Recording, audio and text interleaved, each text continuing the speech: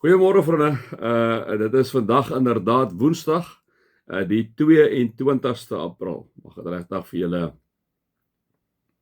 sommer net 'n wonderlike dag wees hier in die begin van ons winter.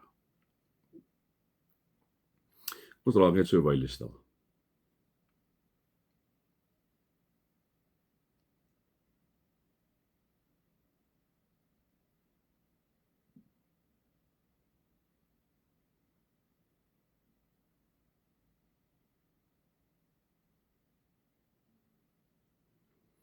O Heilige Gees, U wat binne in ons woon, die Gees van Christus self, waar ons is tussen die opstanding van Jesus, die hemelvaart en die uitstorting van die Gees. Om bewus te wees dat U Gees, o God, in ons woon. En dat die Heilige Gees wat binne in ons woon, aanwysers is na Jesus Christus. En dat ons wat die Gees in ons het, moet beleef en kan beleef, dat ons die heeltyd mense moet wys na Jesus deur ons lewe. Here, help ons daarmee. Amen. Vriende, mag daar vir julle genade en vrede en oorvloed wees, omdat julle God ken, Jesus ken en die Heilige Gees ken. Ja, so ons is nou so aan die einde van 2 Timoteus, 1 en 2 Timoteus en dan nou ook inderdaad Titus word eintlik beskou as die pastorale briewe wat Paulus geskryf het. 2 Timoteus ook beskou as die laaste brief wat Paulus dan nou ook ooit beskryf het. Paulus, liewe vriende, praat van Timoteus in 1 Timoteus 1 vers 2 as my ware kind in die geloof, en 2 Timoteus 1 vers 2 praat hy van hom as my geliefde seun. So Paulus het 'n ongelooflike verhouding gehad met Timoteus. Timoteus heel moontlik tot bekering gekom met die eerste sendingreis wat Paulus gehad het. Timoteus op hierdie stadium in Efese, liewe vriende, waar hy dan ook die evangelie verkondig, is 'n invloedryke handelsstad. Dit is die sentrum van heidense aanbidding gewees, veral die god Artemis. 'n plek waar valse leringe inderdaad begin posvat het. Elke ou is mos nou dan daar iemand wat weet wat gaan aan. En so het Paulus op die ou net te hore gekom daarvan, en Paulus het toe begin om dan nou vir hom 'n brief te skrywe en met Timoteus te kommunikeer. Brief geskrywe so om en by 66, 67 na Christus. En nou kom sê Paulus vir Timoteus hier in 2 Timoteus 3 die volgende. Ek gaan nou nie weer vir julle die ander nie, ek het elke keer gee ek maar vir julle 'n bietjie die konteks al gegee. Hy kom praat met Timoteus en hom sê hy, dit moet jy weet Timoteus, dubbelpunt. Dit moet jy weet, my kind, jy moet hiervan kennis dra, kom sê Paulus. Nou vriende, weer eens soos ek vir julle sê, julle moet julle eie naam daarin sin. Dit moet jy weet, daar staan nie Timoteus nie, maar hy praat mos met Timoteus, né? So hy sê hierso eintlik, dit moet jy weet, Rian, dubbelpunt. Dit moet jy weet, Cordia, dubbelpunt. Dit moet jy weet, Marika, dubbelpunt. Dit moet jy weet, Dwayne, dubbelpunt. Dit moet jy weet, Alwyn, dubbelpunt. Dit moet jy weet, Pieter, dubbelpunt. Dit moet jy weet, Marlene, dubbelpunt. En so kan ons aangaan. En dis ook vir julle ook sê, dit is hoe ons die Bybel moet lees. Anders lees ons hom net as toeskouers, so 'n nice boekie. En my nice daai het afgespeel. Dis hier die woord werk, die Heilige Gees kom. Natuurlik is dit in konteks geskryf. Ek sê dit altyd vir julle. Natuurlik is hierdie brief absoluut vir Timoteus geskryf. Maar die Heilige Gees is mos nou betrokke wanneer ek en jy hierdie goed lees, nie waar?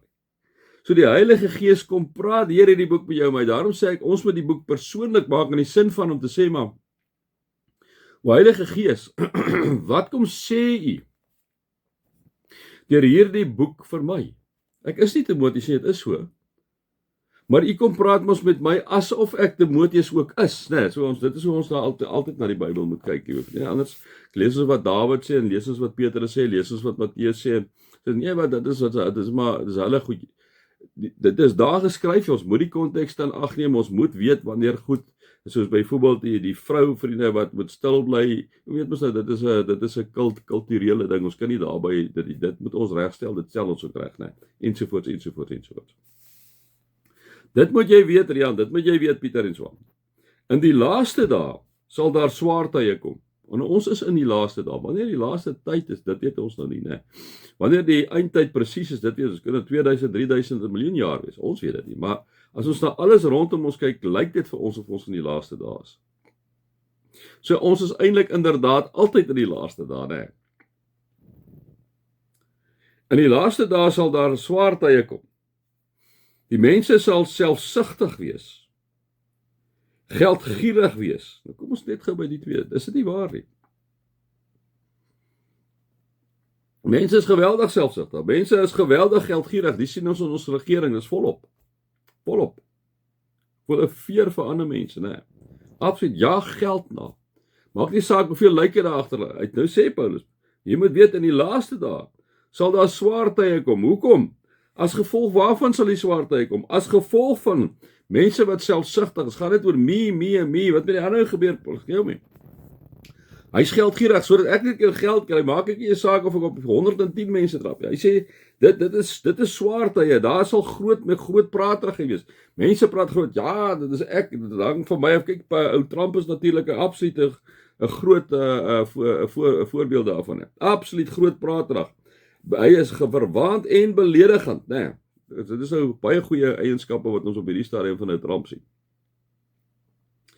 Die laaste dae sê hy sal 'n swaar kry kom, want hoekom? Die mense sal so lyk, hulle sal selfsugtig wees, hulle sal geldgierig wees, hulle sal groot praterig wees, gaan dit oor die eie ego, die mense wat die vermoë gaan hê om introspeksie te gaan hou, wat is verkeerd in hulle lewe nie, nee, hulle sal groot praat, sal verwaand wees, arrogant wees, beledigend wees teenoor hulle medemense, ongehoorsaam wees aan hulle ouers, ondankbaar, né? Baie keer is hoe jy dit nou al, geweldig ondankbaar mense is, ongodsdienstig, die sien ons volop, liewe vriende.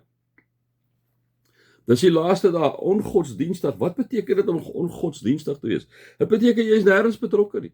Jy is nie betrokke by God se kerk nie, want God se kerk is wat? Is Jesus se liggaam. Jy is nie betrokke daar nie, jy kom nie eintlik by die woord uit nie, jy praat nie eintlik met God nie, jy vra vir hom 'n paar wenslysie miskien, jy is eintlik totaal los van die gemeenskap van gelowiges.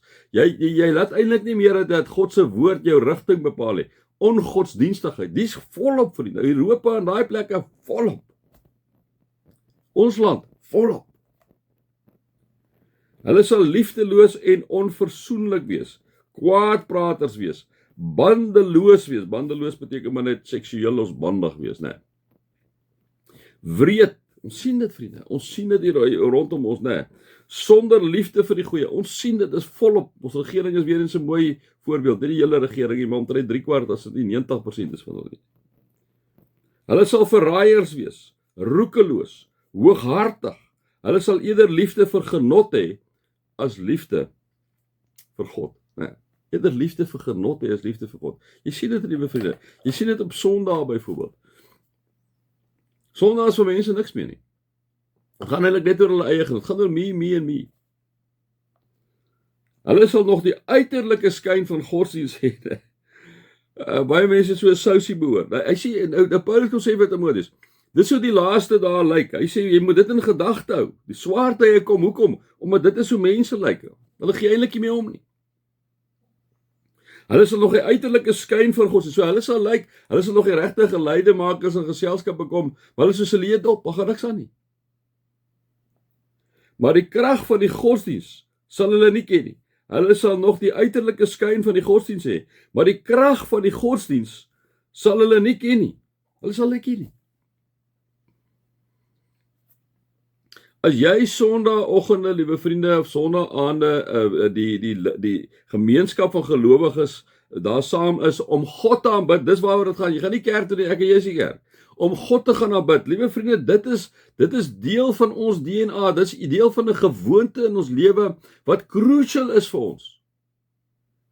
En die oomblik as jy begin losmaak van daai gedagte, gaan jy maar eintlik jou eie God raak, né? Bly weg van sulke mense af, kom sê Paulus vir Timoteus. Hulle sal nog die uiterlike skyn van godsdienst hê, maar die krag van die godsdienst sal hulle nie ken nie. Bly weg van sulke mense af. Groot waarskuwing wat Paulus vir Timoteus kon gee, né?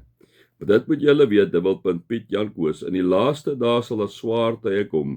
Die mense sal selfsugtig, geldgierig, grootpraterig, verwaand, beledigend teenoor hulle medemense wees, ongehoorsaam aan hulle ouers, ondankbaar en ongodsdienstig, liefdeloos, onversoenlik. Hulle gaan oor versoening nie. Kwaadpraters, bandeloos, wreed, sonder liefde vir die goeie, verraaiers, roekeloos, hooghartig, sal eerder liefde vir genot hê as liefde vir God. En ek en jy, kom sê Paulus vir Timoteus en vir ons, moet anders wees. Mag julle God se liefde ervaar, sy genade en sy teenwoordigheid. Amen.